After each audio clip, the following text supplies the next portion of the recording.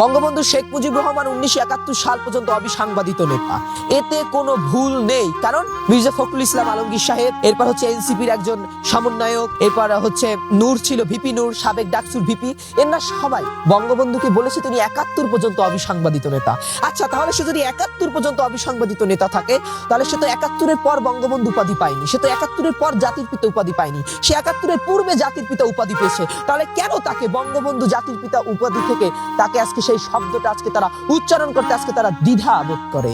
এখানেই হচ্ছে সমস্যা, এখানেই হচ্ছে গোড়ায় গলদ, এখানেই হচ্ছে আমাদের প্রতিবাদ। এই প্রতিবাদ প্রত্যেকটা মানুষের কাছে।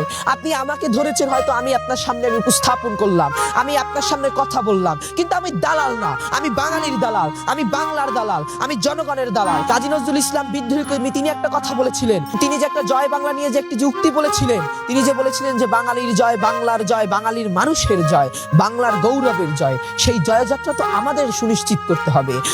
নেতাজি সুভাষচন্দ্র বসু বাঙালিকে নিয়ে যে স্বপ্ন দেখেছিলেন, এরপর হচ্ছে হোসেন শহীদ সোহরাওয়ার্দী, মাওলানা আব্দুল হামিদ খান ভাসানী, এই সব নেতাদেরকে আজকে সম্মান করা হচ্ছে না। তথাকথিত যারা বলতেছে যে আওয়ামী লীগের আমলে বঙ্গবন্ধুকে নিয়ে একমাত্র তাকে প্রচার করা হয়েছিল, অন্য নেতাদের নিয়ে প্রচার করা হচ্ছে না, তাহলে তারা কেন এখন মাওলানা ভাসানীকে নিয়ে প্রচার করছে না? তারা কেন এখন তাজউদ্দিনকে নিয়ে প্রচার করছে না? তারা কেন এখন সৈয়দ নজরুল ইসলামকে নিয়ে প্রচারণা করছে না? কেন এখন জিয়াউর রহমানের মূর্তি ভাঙা হচ্ছে? বঙ্গবন্ধুটা তো আগেই ভাঙছে, জিয়াউর রহমান একজন সেক্টর কমান্ডার ছিল, তার প্রতিকৃতিও ভাঙা হচ্ছে। তাহলে এটা কি বাংলাদেশের স্বাধীনতার উপর আঘাত না?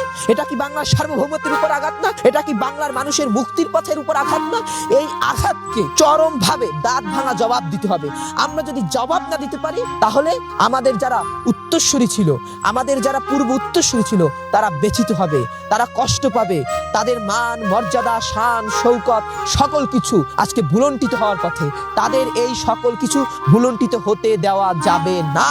যদি ভুলণ্ঠিত হয়ে যায়, তাহলে আবার আমরা সেই সাম্রাজ্যবাদ, পুঁজিবাদ, দখলবাজের কবলে পড়ে আমাদের স্বাধীনতা ভুলণ্ঠিত হয়ে যাবে। তখন আমাদের মায়েদেরকে আবার সেই মহান সৃষ্টিকর্তার কাছে দু হাত তুলে ফরিয়াদ করতে হবে, হে মহান আল্লাহ, তুমি আমার গর্ভে এমন একটি সন্তান দাও যেই সন্তান আমাকে স্বাধীনতা দিতে পারে।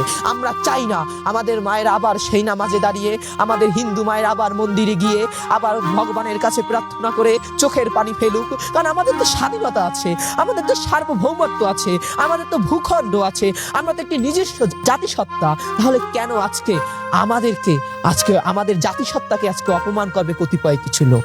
এটা হতে পারে না, নয়াকারে না, এটা হতে পারে না।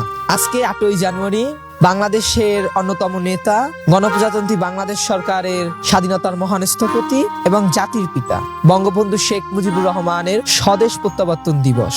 এটা সাধারণত প্রতি বছরই সকলে পালন করে, বা আমরাও দেখে এসেছি ছোটবেলা থেকেই। একটি জাতিটার নাম বাঙালি জাতি। বাঙালি জাতি তার 3500 বছরের শ্রেষ্ঠ অর্জন হচ্ছে বাংলার স্বাধীনতা। যেই স্বাধীনতার জন্য 1757 সালের পলাশীর প্রান্তরে মির্জাফরের বিশ্বাসঘাতকতায় স্বাধীনতার সূর্য অস্তমিত হয়। এরপর আমরা যুগ যুগ বছর ধরে, হাজার হাজার বছরের আমাদের সেই সাধনার ফসল, তার শ্রেষ্ঠ সম্পদ হচ্ছে বাংলার স্বাধীনতা। বাংলার স্বাধীনতা, বাংলার মান, বাংলার গৌরব, বাংলার সংগ্রাম, বাংলার বিপ্লব, সকল কিছু সাক্ষী হচ্ছে এই বাংলার মাটি এবং বাংলার মানুষ। এই বাংলার মাটি মানুষের মুক্তির জন্য যারা জীবন দিয়েছে, যারা যৌবন দিয়েছে, যারা কারার ওই লৌহ কপাটে গিয়ে মৃত্যুকে আলিঙ্গন করেছে, তবুও তারা মাথা নত করেনি, সেই সকল মানুষগুলোকে আজকে অপমান করা হচ্ছে। আজকে দেখুন, বঙ্গবন্ধু শেখ মুজিবুর রহমানের, তিনি একজন বৃহত্তম রাজনৈতিক দলের একজন প্রধান ছিল, এবং শুধু তাই নয়, আমি তাকে রাজনৈতিক দলের নেতা হিসাবে না, আমি তাকে একজন বাংলাদেশের সাধারণ নাগরিক হিসাবে ধরি। কারণ তিনি বলেছিলেন, আমি তোমাদের ভাই, আমি তোমাদের ঘরের একজন, আমি তোমাদের নিজের একজন। সেই নিজের একজনের থেকে আমি বলতেছি, আমি বঙ্গবন্ধুকে একজন নিজের একজন ভাবি, কারণ সে বাংলাদেশের নাগরিক ছিল।